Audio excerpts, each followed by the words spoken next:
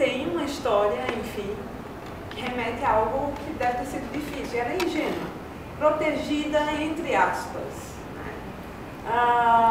Naquele mundo dela em que ela vai se deparar em algum momento com esses dois personagens.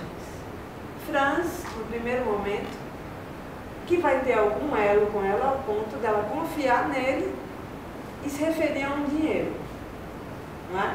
Então, essa história do dinheiro fica, ela viu, não viu.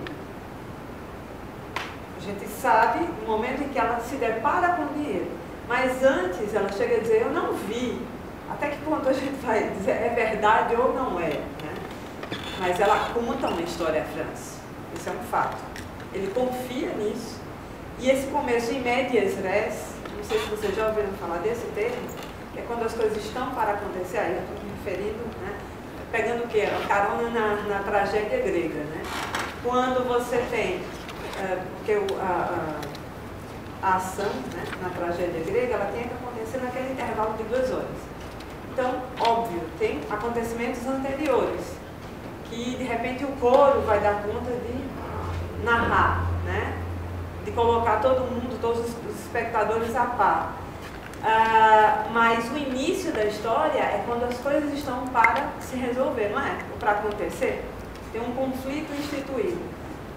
O Édipo, que, por exemplo, está para descobrir a razão, né, do reino estar sendo assolado por uma praga. Ele tem que descobrir quem foi o assassino do rei. Um exemplo, né? Não é na hora que está para acontecer? Não é na hora, né? Esse início em medias res, né? Então, aí a gente tem isso, quando ele já...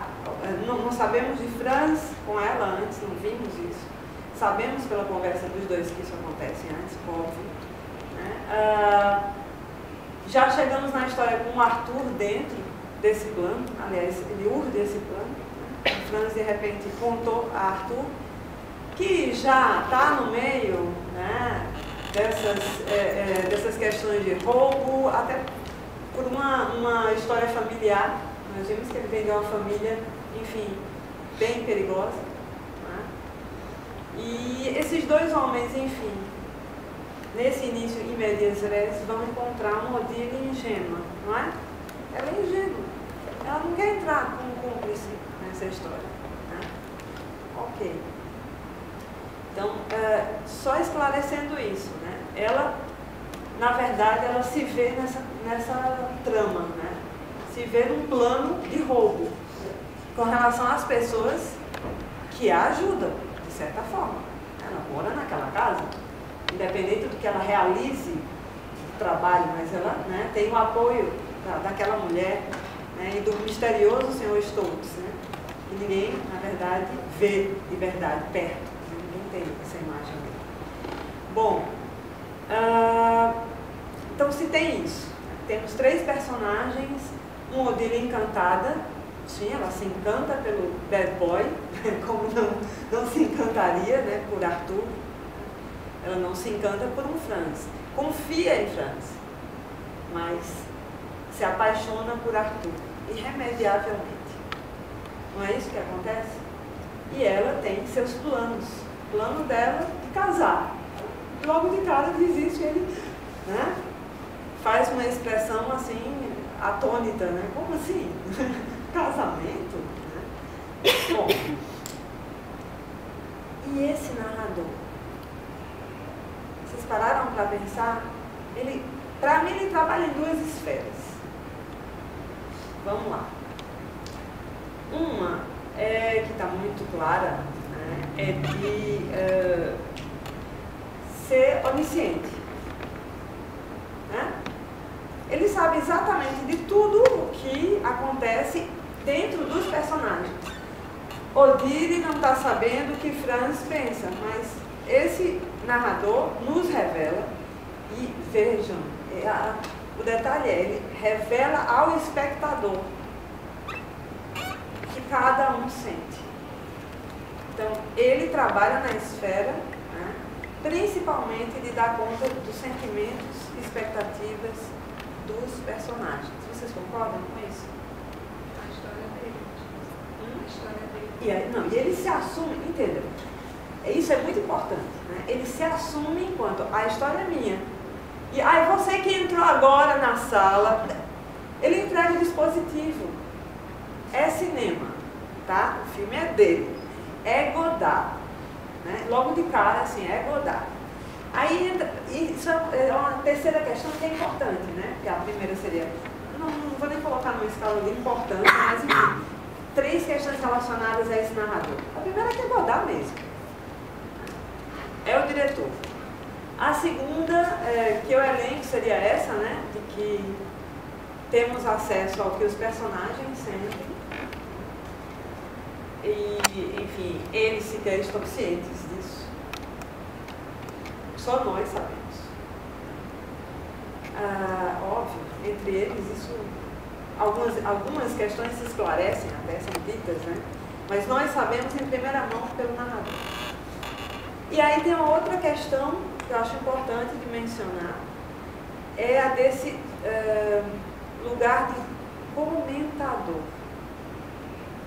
No início do cinema, quando a gente tem o cinema mudo, no caso, existem, de acordo com Michel Chion, 3 tipos de tutor, 3 tutores. O cinema vai ter, em algum momento, 3 tutores. Um deles vai ser o comentador. Um é a música. Vocês concordam que a música vai... Imagine a cena transcorrendo, tá? A cena de um filme mudo em que eu tenho uma perseguição, né? Uma perseguição que remete também a algo de um risco de morte para com os personagens. Concordam comigo? A música vai, de repente, ser colocada para reforçar isso, para fazer o espectador sequer ter dúvida de que os personagens estão correndo um risco de morte. Concordam? Ou que é uma cena romântica ao extremo. Né? Então, a música é um tutor. Concordam com isso? Vai funcionar assim, e nós nos apropriamos não apenas com relação ao filme mudo, né? Então, o cinema sonoro também vai também se apropriar da música nessa instância. Uma outra questão como tutor seria contar com o comentador. Comentador, gente, foi um profissional, havia um profissional que, enquanto o filme estava sendo exibido, ele explicava para os espectadores, para a plateia, do que se tratava as imagens. E foi uma profissão, enfim, que em alguns países, no Japão, por exemplo, mesmo com o fim do cinema mudo, ainda assim, acho que mais uma década, se eu não me engano, a gente sabe que o cinema passa a ser sonoro a partir de 27, né? Bom, já antes existiam experiências, mas enfim, é a data oficial com o cantor de jazz. E que, bom, mesmo no Japão já existindo o cinema sonoro, o comentador era tão importante, ele era uma estrela lá no Japão, falo do Japão especificamente. Era extremamente respeitado, era como uma atriz, um ator de grande porte que chega e você, sabe, estende o tapete vermelho, era algo assim. Então vejam que esse comentador, na época, ele podia até tentar dublar o que os personagens estavam falando, né, na cena. Mas ele fazia parte da produção do filme? Não. Até onde eu sei, eu não sei como funcionava no Brasil, até que ponto nós tivemos comentadores no Brasil. Eu falei sobre, no Brasil especificamente, né, a presença do comentador. Mas no Japão você tinha as pessoas do lugar que recebiam esses filmes, então um filme, vamos dizer, um filme francês. Não tinha nada a ver com o Japão, mas ele foi adquirido para ser exibido lá. Então esse comentador, ele devia assistir um filme antes, né? Eu imagino que funcionava assim. E aí construía, né, o seu discurso. Explicava as imagens. Na verdade, ele explicava. Na trama, a mocinha, não é o que Godard faz, de certa forma? Aquela cena em que eles estão dançando, né? E ele vai explicando os sentimentos de cada um. Mas ele faz isso com muita ironia, né? Claro, né? É Godard, né? O filme dele. Porque eu fico pensando, tem um texto do Truffaut que ele publicou no Cahiers do Cinema, que ele vai falar mal do cinema francês antes da Nouvelle Vague, que criticava as adaptações literárias. Parece que o Godard está justamente fazendo isso no filme, assim, quando ele vai falar, agora é a hora onde a gente tem que mostrar o sentimento dos personagens. Tipo, debochando mesmo de uma adaptação que vai pegar a literatura e falar bem bonitinho, assim.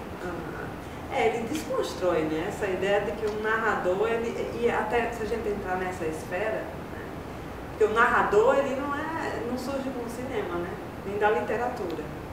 Então, você já tem a presença desse narrador que é instituída em várias esferas, e ele vem, já nesse lugar que ele ocupa para o filme, ele já tem a sua marca de subverter esse lugar, né, do narrador. E ele se permite isso, né. Então, daí a gente pensar essa questão de que ele, ao mesmo tempo, dá conta de nos informar o que os personagens sentem, que nós não tem como adivinhar? Não tem, né? Que Arthur está pensando nos seios dela, né? Ou o outro está pensando em tudo e nada, né? Aliás, é ela que pensa, né? Eles estão olhando para os meus seios, né? É o que ela pensa, né? Como, né? Como você teria acesso a algo assim, né? E ele tem toda a liberdade para dar conta desse lugar, né? E dar conta ao mesmo tempo de, enfim, desse lugar de explicar. Vocês entendem? Esse explicador, comentador, ele poderia estar num lugar até meio distanciado, não poderia? Até que ponto? Imagine, se você não faz parte da produção, se você não tem um guia para saber exatamente o que dizer sobre cada cena, né?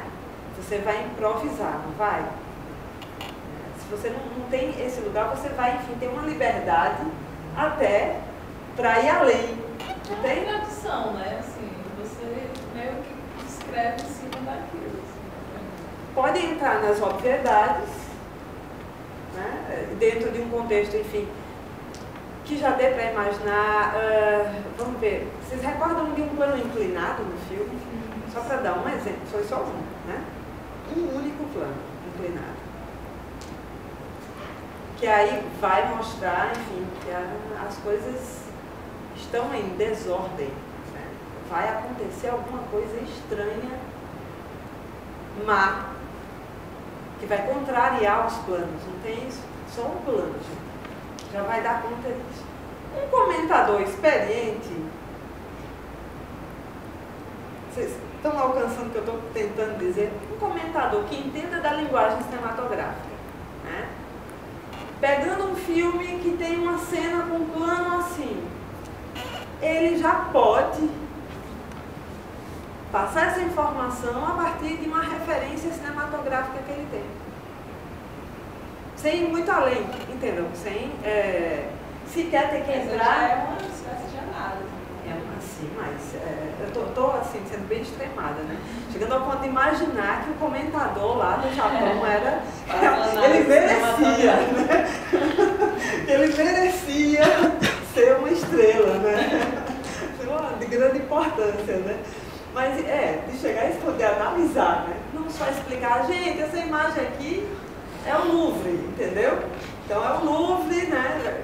Que os outros não saberiam e ele saberia e daria conta só de explicar né? Mas queria muito além, né?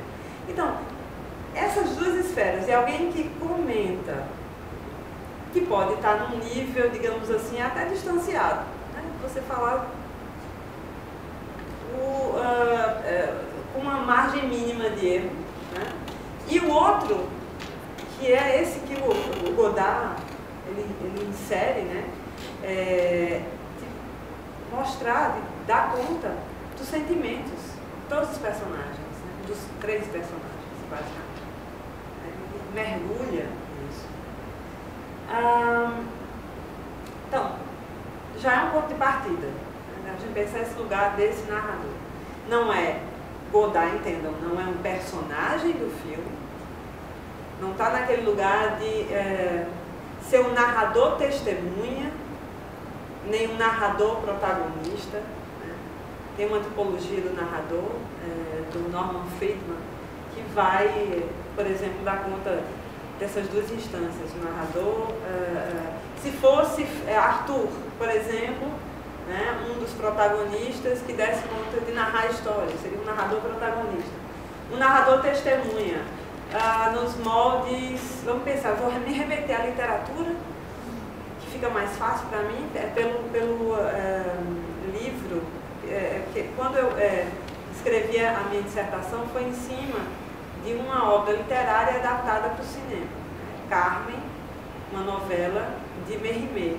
Então, nesse livro especificamente, você tem tanto a instância do narrador testemunha, que é o viajante anônimo do livro, né? Há um viajante que encontra os personagens principais, seriam Carmen e Dom José. E aí ele conta a história deles. Em algum momento dando voz ao narrador protagonista, que seria Dom José. Vocês entendem, né?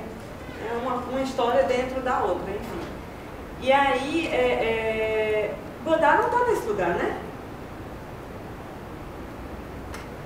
Não é algo que ele tenha vivido, testemunhado, né? Não é a história dele, enfim.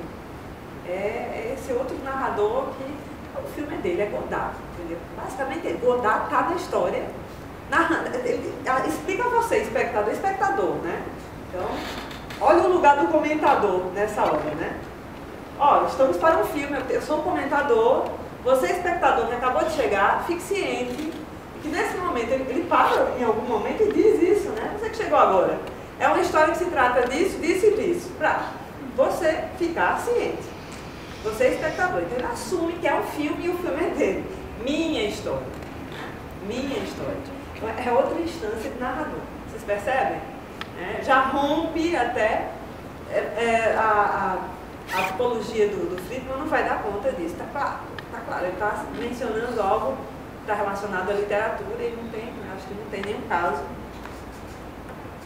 que eu assim, possa recorrer para dar conta de dizer que Friedman esqueceu, né, de mencionar e não colocou na tipologia dele. Mas, enfim, se aplica, não é? Vocês não acham que dá para a gente mais ou menos entender por aí esse narrador? Bom, então é uma voz acusmática, né? Fora da história, não é diegético, né? Os personagens não têm ciência dele, o filme é dele e ele conduz, pelo menos dando conta que a história que ele está contando, os personagens sentem tal e tal coisa.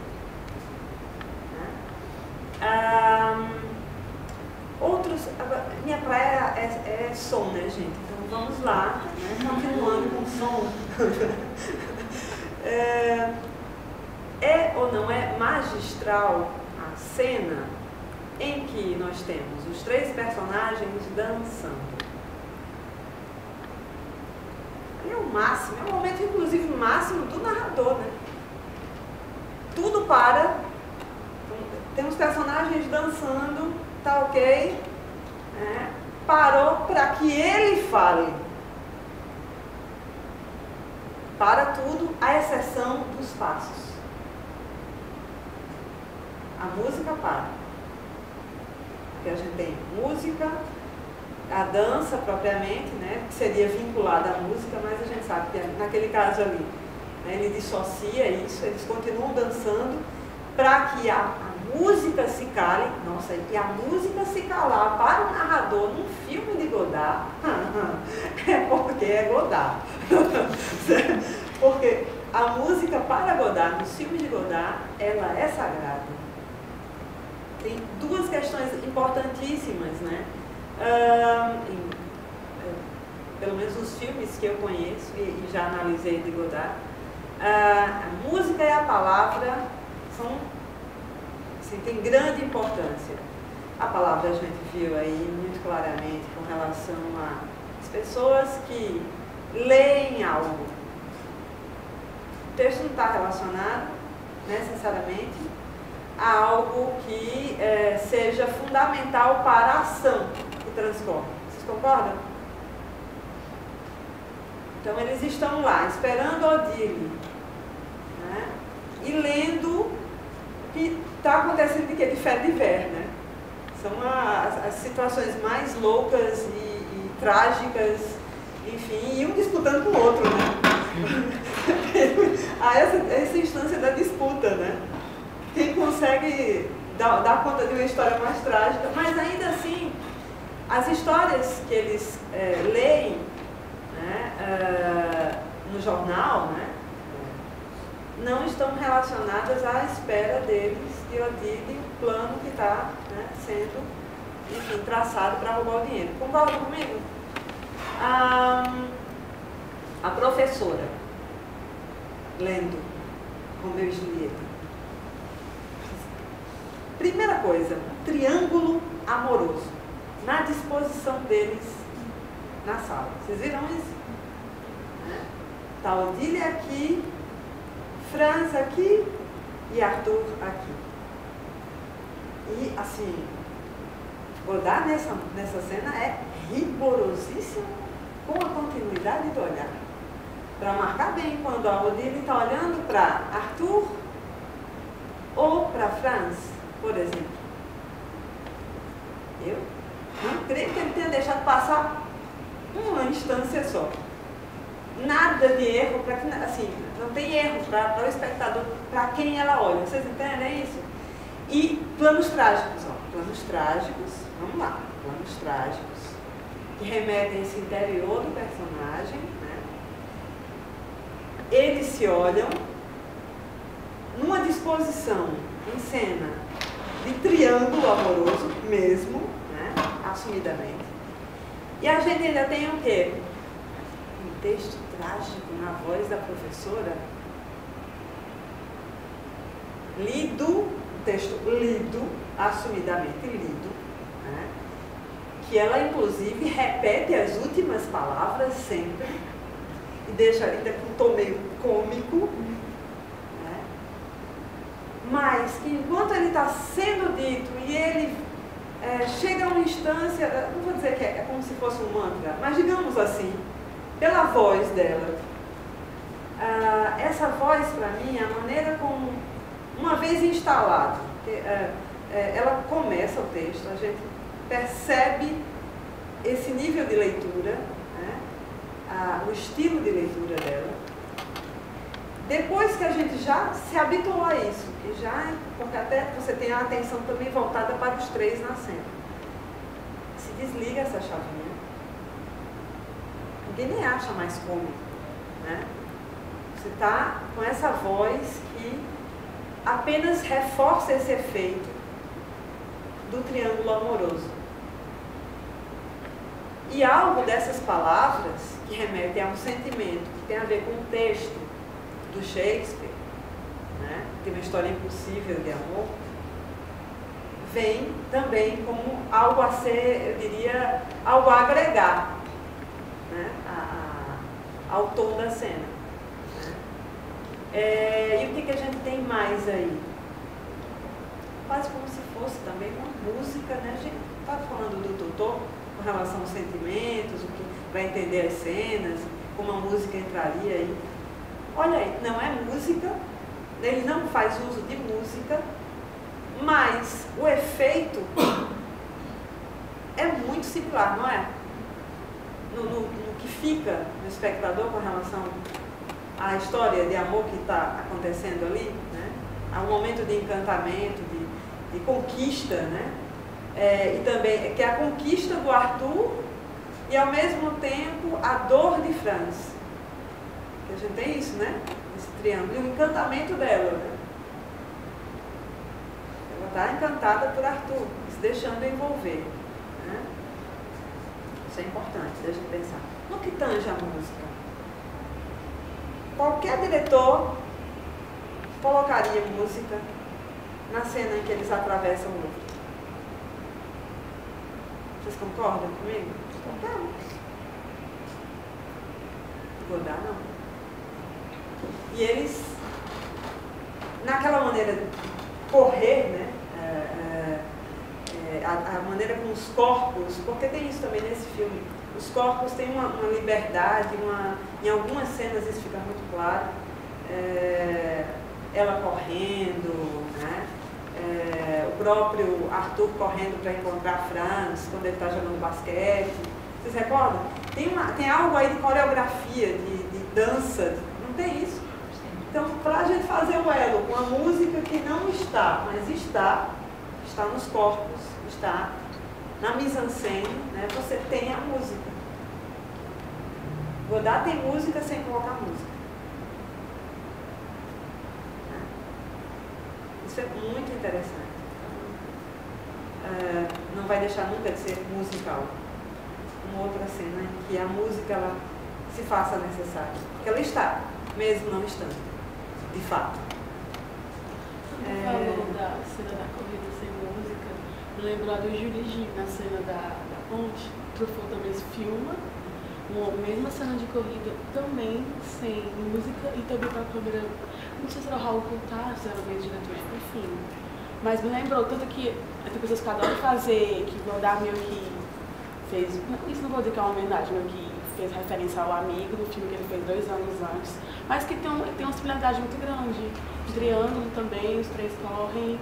Tem a forma como eles dirigem também, na esquerda. E também o caso da ausência de música. Porque no filme do Julie Gimé, a música é abundante, isso é uma coisa quase o quarto personagem. Nossa, faz tanto tempo que eu não assisto, não revejo. Não. Aliás, eu nunca vi a Julie Gimé. Eu vi, né? Isso vai ser importante, no momento que eu parar para assistir a Julie Gimé. Também é bom ver a trilha sonora bem isolada, principalmente de Georges Delerue, qualquer coisa dele. Mas principalmente a Julie Gimé, porque é tão forte que é meio automático, mas que os sons remetem exatamente à cena, exatamente à imagem. Mas que como uma coisa que o Truffaut faz a mesma coisa, ele poderia ter colocado uma música linda e naquela cena, mas porque ela ficou uma coisa assim tão crua, assim, e eles correndo lá e a câmera tremendo, E mais um filme, como você está alegando, que tem tanta música, né? Demais, e aí, demais. No momento que ele poderia ter colocado música naturalmente, porque enfim, já está, né? Ele suprime. Ele faz algumas cenas chaves também, mas enfim, o filme começa com a música muito forte, termina na última cena também. Mas eu acho que a mais clássica, eu acho que define muito como vai ser o relacionamento dos três, porque ela sai na frente, né? E os dois ficam atrás, então é ela que estão na situação, né? Catherine. Mas enfim, eu tô fugindo pra falar de origem. Mas lembra. Não, olha, eles estão fazendo cinema na mesma época, tem uma relação, sim, né, de criação. Estavam ali, né, enfim, próximos, né, com estilos diferentes, obviamente, mas enfim, né, dialogavam. Estava pensando, quando você fala de não colocar, por exemplo, que ele usa esse recurso de suprimir em alguns momentos, né? Aí eu pensei, suprimir. Pensei o silêncio, gente, do filme. Que é anunciado, né? É anunciado através de palavras. Sim, vamos fazer 1 minuto de silêncio? Né? E ele de fato ocorre. Porque assim, é um filme que entrega o dispositivo. Então, nada mais natural do que um silêncio, ser um silêncio real para o cinema, quer dizer. Esse silêncio, ele é marcado por uma ausência de qualquer elemento, não tem um ambiente aí, né? Eles poderiam simplesmente desliga tudo, né? Ninguém mais fala nada para todo mundo do lugar, mas você tem um lugar silencioso, porque tinha algo que era barulhento antes, as pessoas conversando, sei lá, de repente música, e de repente tudo parar, ficar apenas esse silêncio com uma ambiência, né? As pessoas respiram, fica silencioso o ambiente, porém não é o silêncio, aí há uma supressão radical. Você elimina tudo. Não é só de você... Não é o silêncio... tá aí. Godard no filme Carmen. que ele também, na verdade, ele está como personagem, né, dentro mesmo da história. E ele tem uma cena em que ele entra num restaurante. No momento que ele entra num restaurante, não tem praticamente nada,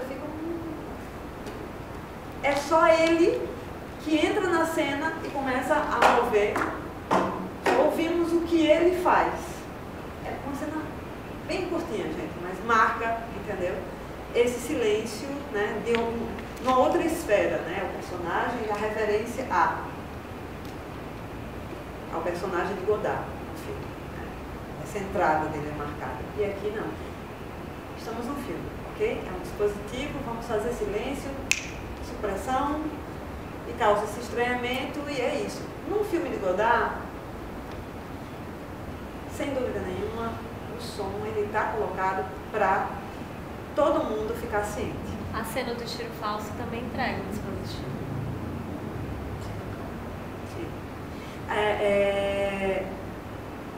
Vocês recordam, falando do tiro, né? Do tiro, aí o tiro falso, mas pensando no tiroteio no final, pensando quantos tiros, né? Para matar o herói. Ele é, gente, ó, né? É um super-homem, né? E a piada é toda na mise-en-scène, né? Não precisa de uma fala para causar efeito cômico. Já tá tudo ali, tudo na... Mas o cara só dá um tiro, né? Para matar o outro. Ele consigo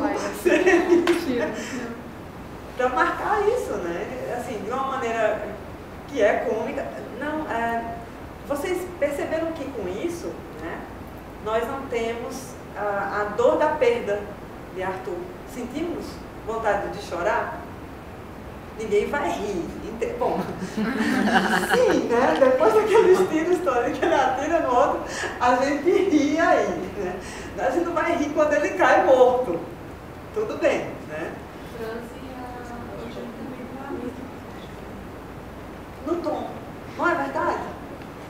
Não se comenta sequer a perda, né? Não temos Arthur para fugir conosco. Nada, nada, nada. E aí a gente percebe que isso é atenuado, né? A construção da cena remete a romper com essa ideia de que eu vou ficar em lágrimas, eu vou lamentar. Ninguém gosta, obviamente, que ele saia na história morto, mas ninguém sofre. O espectador não é levado às lágrimas. Então, é uma maneira cuidadosa, né, para conseguir esse efeito. Porque Arthur, ele tem seu encanto como bad boy. Tem quem torça para que Odile fique com ele. Entendam que assim, ele é muito mais instigante, aparentemente, que Franz, não é? Vocês não acham em algum sentido? O outro, dependendo, né? Dependendo de quem assista o filme e das referências que tem até de vida, você pode dizer assim, puxa, ele consegue ser mais sedutor por ser mais seguro que o outro. Ele diz, pois é, eu vou ficar com ela. E fica, não é assim? Ele é o cara que... Aquele versinho do começo lá do Tio Bill, que já ganha as gatas. Só o gata pira. Não é? Ele é um desafio maior, e claro, está construído da maneira... E essa sedução, ela vai mostrando... está caindo nela, né, completamente, em gestos que são até repetidos, né? Repetição, isso é interessante. No filme de Godard, repetição, olhar para a câmera, isso tem, né? Vocês perceberam que em um ou outro momento você tem uma frase que é dita novamente, ela vira de novo. E aí, aquela parte que ela canta, ela corta assim para a cidade, depois corta para ela nesse plano dramático, né? E ela continua cantando, depois entra a trilha da música mesmo. Senti que ela estava olhando para ela. Não, e tem uma hora que ela diz assim, que é um plano até de conjunto, acho que estão os três lá, mas é um plano médio, um plano médio. Isso, naquele ambiente lá, né? É só ela, eles vão na frente e aí ela sobe. É isso? Não, que ela tá com eles. Eles falam que tem um plano. Ela Ah, por quê? plano? Por quê pra frente? Isso, exatamente. Ela diz só uma coisa, tá? Aquele ali marca, né? Marca. E depois o narrador entra pra dizer o que ela tá com ela só se sentindo. Sim, e Godard entra nesse lugar também de complementar, né? Se adiantar explicando a história que ele estava contando do cara que aí você tem ele mostrando já, né? Em ação, Arthur na rua, né? Como era o cara que ele encontrou. Então, Godard também faz isso como narrador, né? Mas enfim. Eu não sei com relação a vocês, mas eu adoro esse filme. Esse é um dos meus preferidos. Ele tem. Então, mas tem cenas que eu acho que valem ouro. Pra mim, essa cena dos três dançando, ela é das melhores que eu tenho elencadas assim, do cinema todo. Talvez o filme, não, como um todo, não seja colocado nesse lugar dos melhores filmes. Nem vou dizer que eu colocaria o melhor filme da minha vida, até porque eu não caio nessa, né? O melhor filme, quais os melhores filmes? Eu vou ser injusta, né? Mas a cena, né? Se a gente escolher cenas, assim, essa cena ela me ganha, todo aluno meu, né, tem que passar por essa cena. Eu sei que mesmo quando a gente entrar em estéticas sonoras, eu vou ter que citar, obviamente, esse filme, não tem como não. E essa cena vai estar lá, né? Se for para pensar em Godard, enfim. Vocês não querem acrescentar nada, comentar algo a mais? Pensando aí, outras impressões que vocês tiveram no filme? Eu gostei mesmo da essência, eu não sou uma coisa, mas eu achei meio despretensioso, assim, as coisas de usar dispositivo e tal. Talvez nos outros dele já tinha aquela coisa, vou utilizar, sei lá, mais pra frente o vídeo e usar na linguagem gráfica. Mas você fala de uma leveza, é isso? Eu acho, assim, sim. Mas eu acho que é melhor pensar o inverso, assim, tipo, que é bacana ver como nos primeiros filmes já tem. Já tem o Godard que vem em 72, o Babian, e depois vem a chinesa, sabe? A crítica que ele faz tanto à monarquia como à república, como ele critica a TV, mais na frente ele pega e usa os recursos do vídeo para fazer um novo cinema, que daí já é o Godard se reinventando ele mesmo. Ele só pequenas coisinhas. Gente, tem muito dele nesse filme, que é um dos que eu menos gosto dele. Todo mundo tem uma opinião, né? Não, claro, mas enfim. Tá tranquilo? Tá tranquilo, vai. Mas enfim, já tem muito do Godard que é o que eu gosto mais, que é ele mais adulto, diria. Ai, mas essa parceria com a Ana Karina é tão mais. Pois é. Eu acho que eu não gosto muito dele por conta da atriz que eu acho. Ela é um. Da Ana Karina? Não, dessa daí eu não gosto muito. Mas é a Ana Karina. Mas eu não gosto dela aí. Eu prefiro ela no Vitor Savim. Entendido. Ah, tá, entendi. Porque é o momento dela. É o momento, Aí ela, não é ela. A mulher também eu gosto dela. Ah, eu adoro. tá incrível. As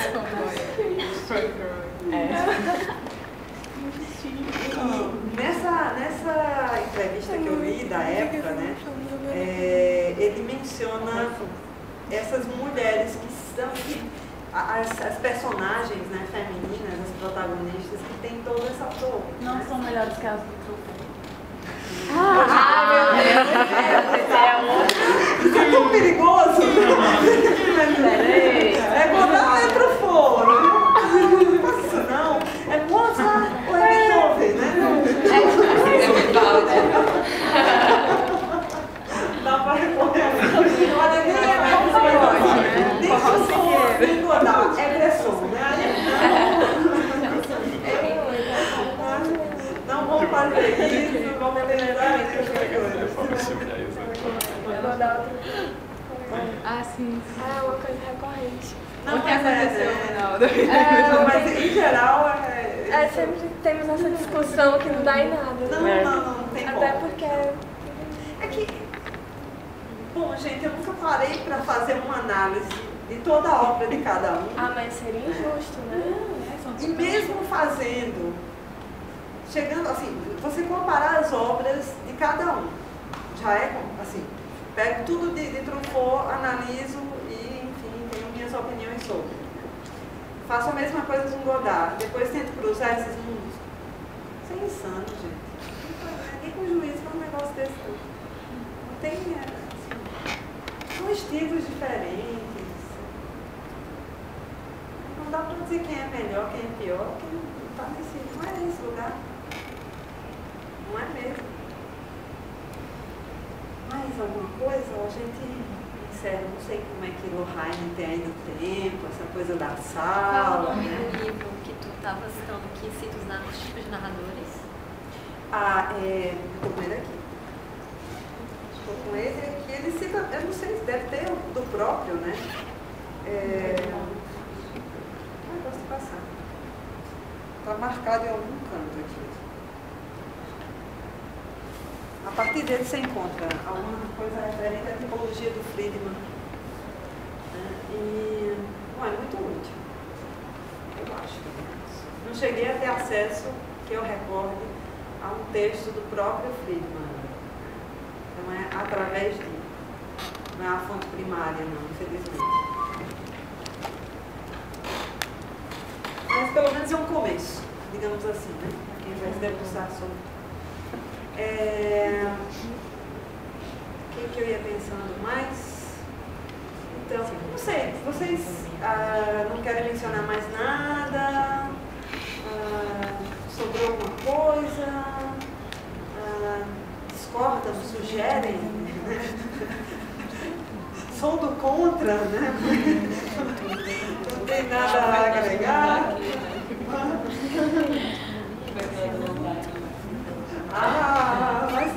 Mas Fernanda,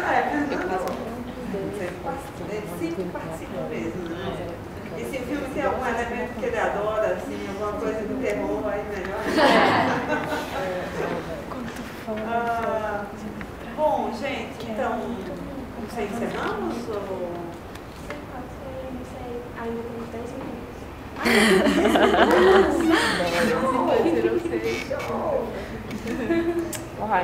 Então, deixa eu ver. Se vasculhar mais alguma coisa. Eu tinha trazido meu guia, né? Mas aí tinha mais coisas elencadas, enfim, deixei em casa. Com certeza não ia faltar. Aliás, eu acho que eu mencionei quase tudo do meu guia. A verdade é essa. Minha memória com relação a esse filme, ela é bem viva. Então, narrador, música, silêncio, no que diz respeito aos diálogos travados entre eles. Aquela história, o que vocês acham, gente? O cinema do Godard, o cinema francês, que normalmente é acusado de verborragem. Muita palavra, né? E tudo se sustenta através do diálogo.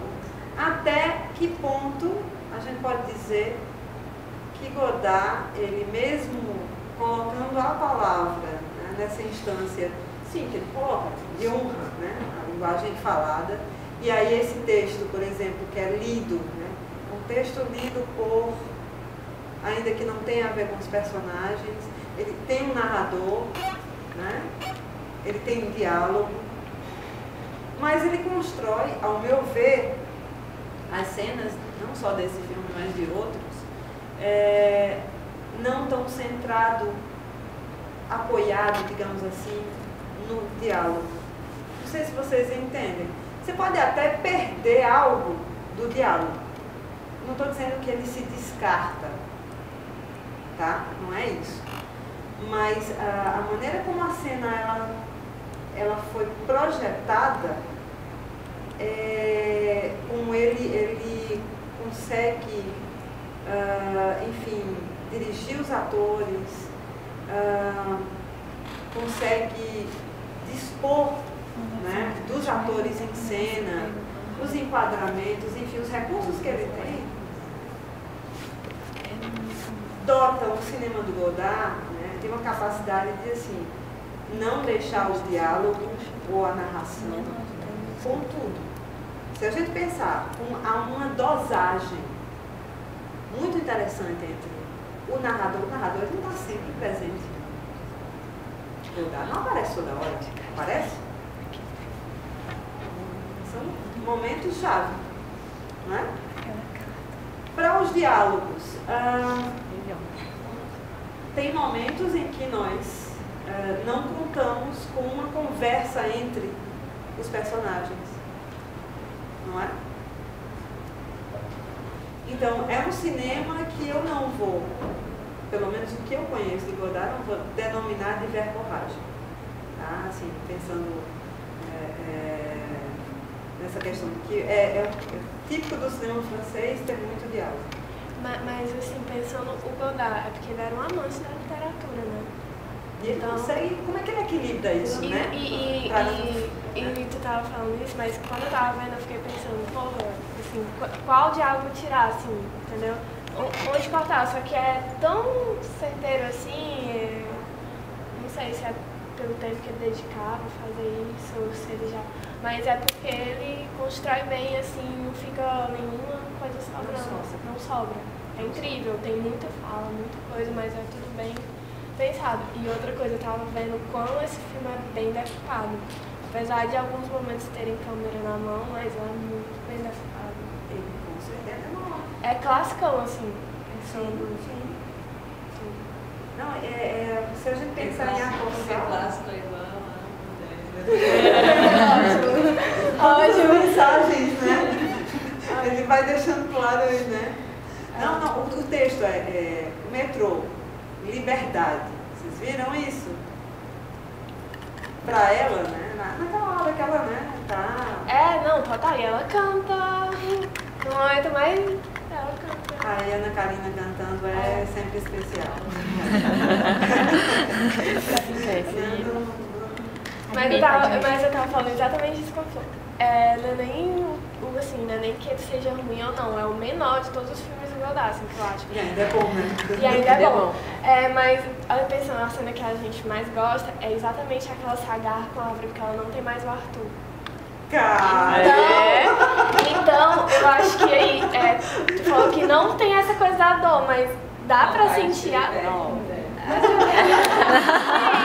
como é que vocês vão sentir dor no filme desse? É todo engraçado.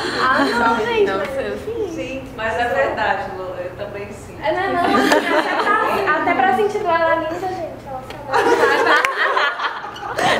bota pra sentir dona linda. Ó, pensando assim, sim, alguma dor tem que ter. Vamos pensar como é mostrada a cena do tiroteio, né? Entre eles lá. Não, mas como você vai? Plano abertão, gente. Você não se liga a eles, né? Não, mas vamos pensar na gradação. A gente chega a fechar nele. Tem uma hora que eu até duvido, assim, eu conheço a cena, né, bem. Mas ele até poderia ser bem ousado e nem mostrar o outro caído, né? Porque ele tem um plano que ele vai mostrar próximo. Sim, que ele Arthur, né? No chão, né? Já morto. Sim. Mas é do Mas mínimo, é o né? único. É o único. Vocês percebendo que é o único? E depois ela que vai se aproximando e que abraça, né? Sente a perda, né? Sente a perda. Lindo cocó. Então, esse momento... É coxado. Godard é coxado. Tem algum momento que ele vai permitir, então, se aproximou do morto e permitiu que ela sentisse ou demonstrasse a dor. Tá? Mas isso é super atenuado, gente. Imagina uma cena dessa dirigida por outra pessoa que vai querer carregar, né, no drama da perda do personagem, né?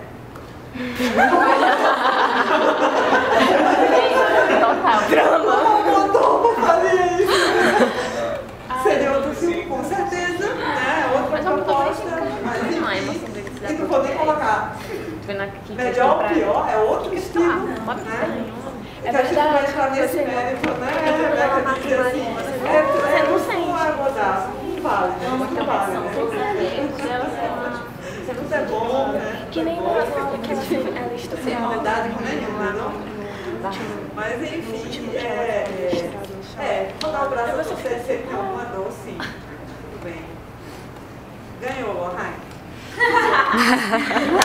Ganhou, até eu defendia, não, tá neutralizada a dor, mas não. Tá. Vocês duas ganharam, né? Também defendiam, né? Vocês são terríveis. E o que mais, gente? Deixa eu estudar mais alguma coisa. Ela cantando. E vocês veem que tem Godard se permite o que a gente denomina, bom, eu digo assim, a gente tem alguém que denominou de continuidade temática, né? É o Rafael Sánchez, montador, enfim, pelo menos foi no livro dele que eu tive acesso, que a gente teria que uma continuidade fílmica, né, que vai dar conta, por exemplo. Esse na arte de montagem? Na montagem cinematográfica. Montagem cinematográfica, eu acho que é assim. É um livro que depois eu posso passar a referência. Eu tenho. É um livro, se eu não me engano, é chileno, do Rafael Sánchez. Aí tem uma hora que ele vai mencionar a questão da continuidade, e aí, pelo menos duas categorias, né, seriam a continuidade fílmica, a que eu já me referi agora, com relação ao olhar, por exemplo, né? Enfim, naquele espaço, com a sua decupagem, eu passo para o espectador, né, a reconstituição desse espaço, mesmo eu tendo cortes, né, porque eu vou respeitar algumas regrinhas, não é verdade? Então, no que diz respeito à continuidade temática, o que a gente vai ter no documentário, você não tem que ter um enlace, né, de olhar, você não constrói um espaço dessa forma, né, mas você faz uso, na cena do metrô, e até saindo porque enquanto ela está cantando, né, dentro do metrô, não tem um passeio, né, na cidade, ela cantando, se suprime aquele ruído, que é muito ruidoso o filme, né? Super barulhento, carrega bastante, né, nos ruídos. Os sons mecânicos, a gente pode denominar assim, do mundo que ele adora, né? Ele gosta de barulho de trânsito, carro, sei lá, jukebox, tudo que o homem colocou a mão e fez, né, ele adora. Ele tem isso em vários filmes, e enfim, nesse filme tem. Aí tem esse jogo de, em algum momento, suprime isso e vai até para a cidade, e ficamos com os rostos, pessoas, né, transitando. Não tem isso? Vocês recordam desse momento? Né? Então, saiu, né? Saiu dela, mas eu continuo com ela cantando, ela faz a continuidade através do som, e no que tange a continuidade temática, está no clima mostrar a tristeza, não é o teor da conversa dos dois dentro do vagão do metrô, né? O que estariam pensando essas pessoas? Quem seria essa pessoa que está aqui? Está sofrendo por quê? Ou não está sofrendo? Seria sei lá, um bandido? Seria, enfim, né? Isso é suscitado. Assim. E aí a gente tem essa continuidade temática na cena, né? Que é algo bem documentário, né, gente? Um recurso bem do documentário, né? Você vai construir o documentário assim, através dessa continuidade temática, né? Não tem uma correspondência entre um gesto, um olhar, né? Não tem isso, né? Você constrói o espaço de outra maneira, né? E o tempo. Né? Godard também faz uso disso no filme. Isso é interessante. Tendo essa voz que permite uma continuidade sonora, ainda que com rupturas, porque no momento que se suprime os ruídos e só fica a voz dela, nós temos não é? Vocês perceberam isso, que causa um estranhamento, ele não nessas estratégias para pensar onde colocar a música, a gente espera que a música cubra do início ao fim, cada momento que a Odile está correndo para encontrá-los, e aí você não tem isso. No meio começa a música depois que ela já está correndo, né? E aí ele tira, na hora que ele bem entende, ele tem a lógica dele, a matemática dele. Entra aqui e sai ali, né? Isso já deixa o espectador desnorteado, né? Ou pelo menos atento, consciente do som. Ele faz isso nessa sequência que teria como continuidade sonora a voz dela. É a única coisa que não muda. O resto muda totalmente. Até em termos de imagem. Você sai dela e dele, né? Dela e de Arthur para a cidade, volta só para ela, e fica nesse jogo. Então, enfim. Nossa, tem. Não pode ficar mais, hein? Assim, tem muitos aspectos. Eu sei que aqui gera uma pressão. Não, mas tudo bem. Mais alguma pergunta? Se quiser perguntar. Deixa eu ver.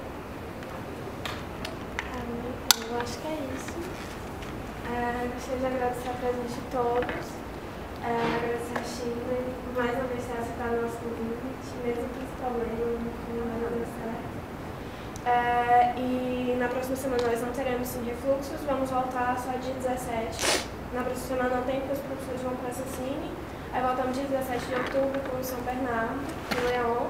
E o debate vai ser com a Daniela Guimarães, que é isso. Obrigada e boa tarde.